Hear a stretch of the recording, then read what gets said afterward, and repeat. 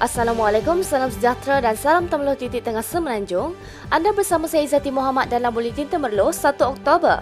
Rangkuman untuk minggu ini yang bakal membawa anda menyusuri layar informasi di sekitar daerah Temerloh, Negeri Pahang serta nasional.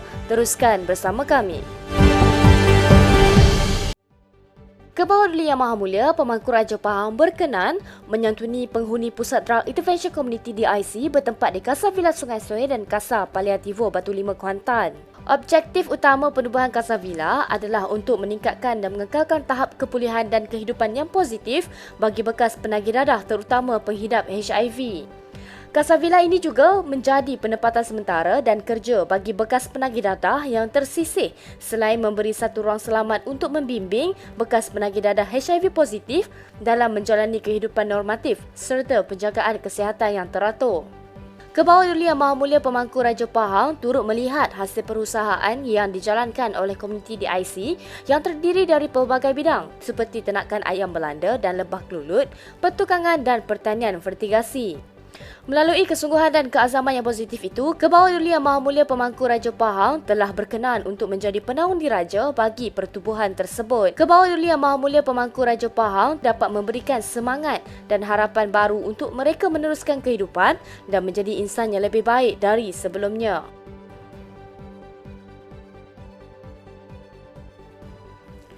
Rancangan Malaysia ke-12 RMK12 dengan matlamat Keluarga Malaysia, Makmur, Inklusif dan Mampan membolehkan semua rakyat menikmati taraf hidup lebih baik dengan sasaran menjadi negara berpendapatan tinggi pada 2025.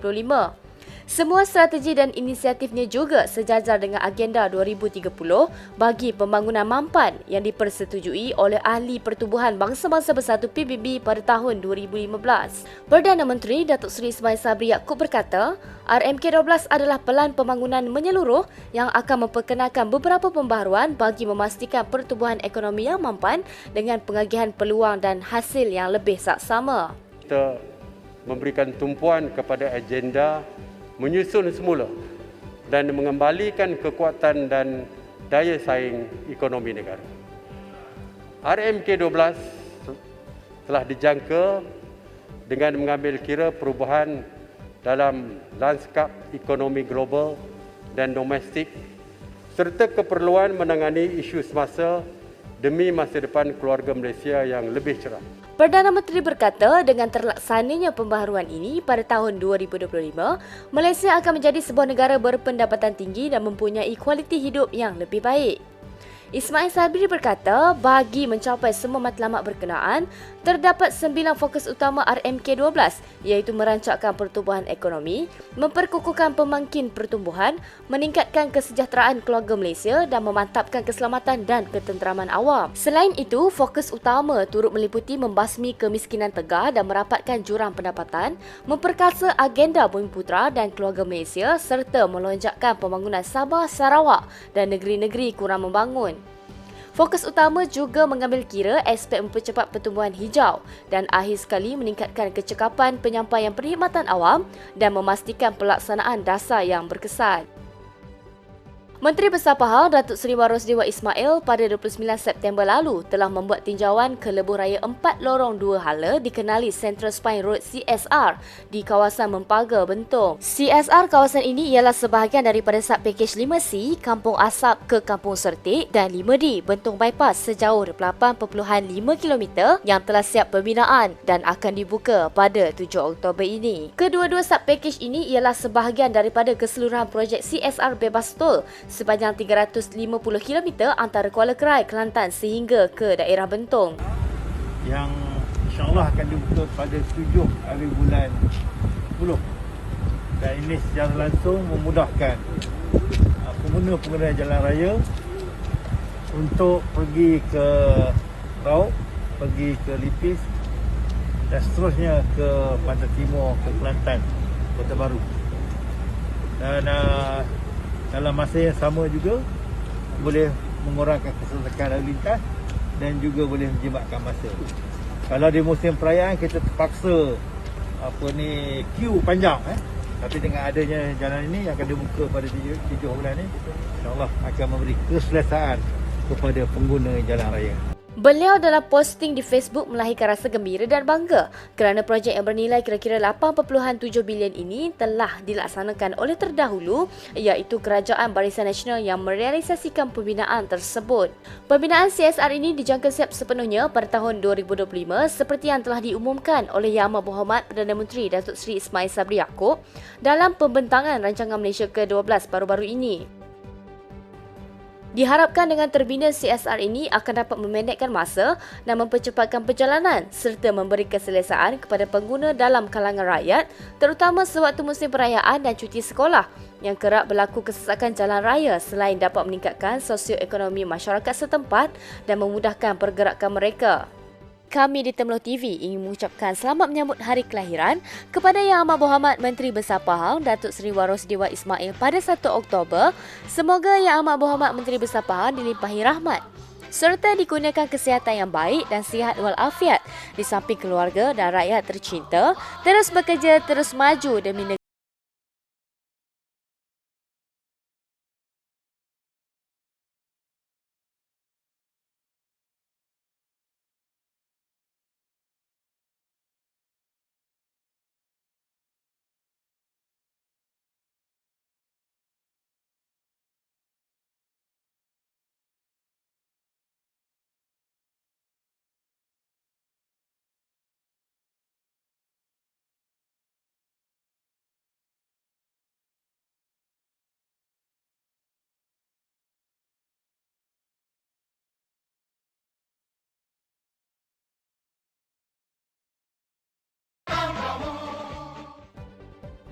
Ada rancang Yang Berhormat Datuk Seri Muhammad Syakar Samsudin menyantuni penduduk rumah pangsa Jalan Karak yang dikenakan Perintah Kawalan Pergerakan diperketatkan bermula 26 September lalu sehingga 9 Oktober 2021.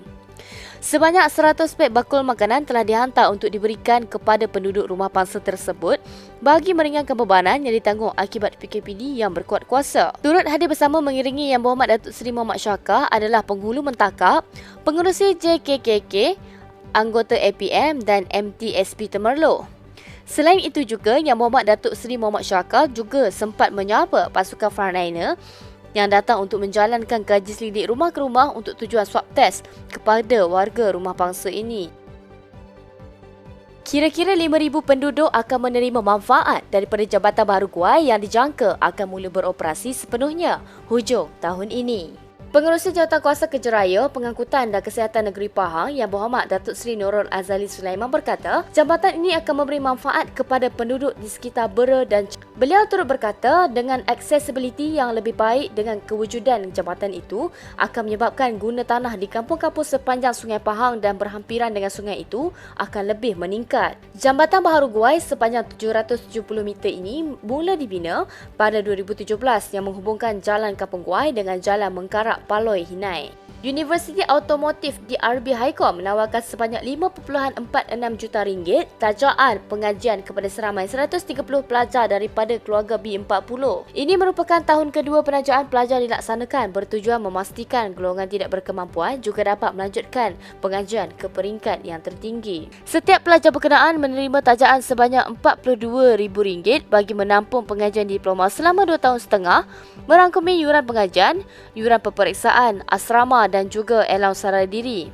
6 pelajar bagi kawasan Dewan Negeri Kerbau telah terpilih untuk menerima derma siswa dengan tajaan penuh bagi jurusan Diploma in Occupational Safety and Health DOSH dan Diploma in Procurement Management. Setakat 30 September 2021, seramai lebih daripada 1,80,000 populasi dewasa di negeri Pahang telah menerima sekurang-kurangnya 1 dos suntikan vaksin. Menerusi laman Facebook Jawatankuasa Khas Jaminan Akses Bekalan Vaksin COVID-19 JKJAV, hampir 75% penduduk negeri ini telah menerima suntikan dos kedua iaitu menghampiri 80%. Diharapkan rakyat negeri Pahang dapat bersama-sama untuk mendaftar dan mengambil vaksin untuk kita terus menuju kejayaan dan bebas daripada belenggu wabak pandemik COVID-19.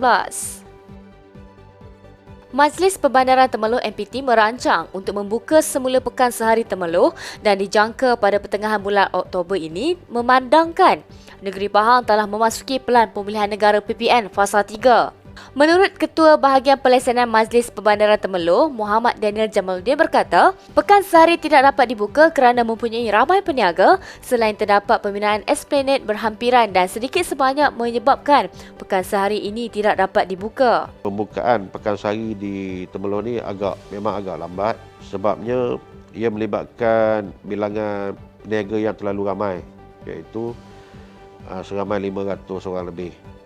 Okey, yang telah berdaftar dengan kita lah. Dan kita terpaksa membuat penampisan. Yang pertamanya untuk penampisan dari segi keutamaan kita akan beri kepada hanya warga Temerloh saja. Itu keutamaan yang kita akan titik beratkan lah. Yang keduanya memandangkan sebahagian daripada tapak Pekasari yang selama ini yang kita tempatkan peniaga-peniaga itu telah ada projek pembinaan esplanade. Jadi kita terpaksa relocate semula peniaga-peniaga ni untuk masuk ke dalam.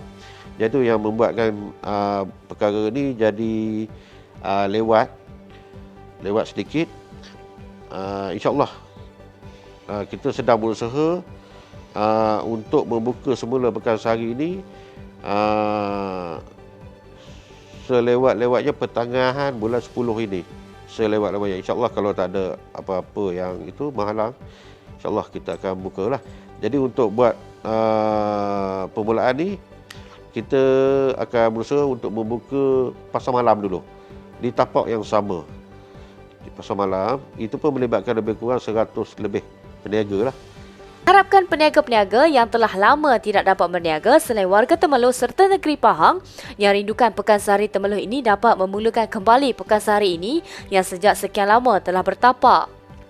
Untuk dokumentari khas berkaitan Pekan Sehari Temerloh, Pekan Warisan Negara ini, anda boleh ikuti siaran penuh dokumentari khas ini di Facebook, YouTube, Instagram serta TikTok Temerloh TV. Kita beralih ke berita sukan. Sarawak United meneruskan rentak cemerlang dalam saingan Kumpulan A Piala Malaysia selepas melakar kemenangan kedua dengan menundukkan Seri Pahang 2-0 untuk mengutip menang mata penuh. Keputusan itu menyaksikan naib juara Liga Perdana itu telah berjaya menundukkan dua pasukan Liga Super selepas mengejutkan Penang FC pada aksi pertama dengan keputusan 1-3 sekaligus memimpin Kumpulan A. Dalam aksi di Stadium UiTM Shah Alam Tempoh, kedua-dua pasukan pada babak pertama adalah seimbang. Biarpun Sarawak lebih banyak menguasai permainan. Skuad kendalian Ella Varasen hampir membuka tirai jaringan. Namun peluang keemasan itu gagal disudahkan penyerang sensasi dari Nigeria, Uche Akbar meskipun hanya berdepan penjaga gol Seri Pahang Zarif Irfan Hashimuddin pada minit ke-19. Tersentak dengan serangan itu, skuad Tok Gajah mula mengatur gerakan dan turut berpeluang menjadikan gol tapi percubaan pemain tengah Nur Azam Aziz pada minit ke-32 sekadar melewati palang Sarawak. Bersama babak kedua, pasukan pelawat bermula garang apabila terlebih dahulu menguji gawang tuan rumah menerusi percubaan Bakyuddin Samsudin pada minit ke-55. Pemain sayap berusia 26 tahun itu sekali lagi melakukan percubaan selepas menerima umpanan azab.